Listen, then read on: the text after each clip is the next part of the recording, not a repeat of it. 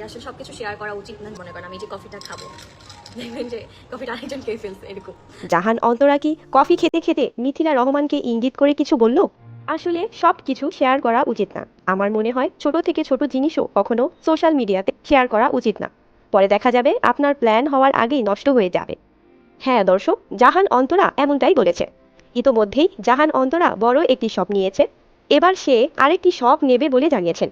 চলুন শুনে আসি মিথিলাকে কি বলল এবং তার নতুন শপ নেওয়ার কথা। মাত্র একটা এত বড় শপ নিলাম, দেন আমি আবার আরেকটা উদ্যোগ নিয়েছি। ইনশাল্লাহ আপনারা দোয়া করবেন অ্যান্ড অবশ্যই সবাই সাপোর্ট করবেন যাতে আমি সাকসেসফুলি আমার কাজটা করতে পারি। আসলে সবকিছু শেয়ার করা উচিত না, যে কোনো কিছুই আমার মনে হয় ছোট থেকে ছোট জিনিসও কখনো সোশ্যাল মিডিয়াতে শেয়ার করা উচিত না।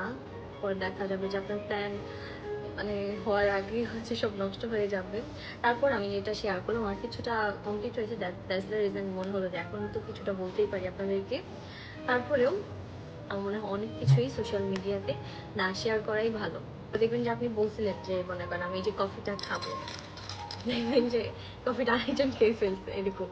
দ্যাটস দ্য রিজন আমি এখন অনেক কিছুই বলি না। আমি যেটা কিনবো বা আমি যেটা করবো এখন আমি চুপ থাকি, কিনি, তারপর আপনাদেরকে দেখাই।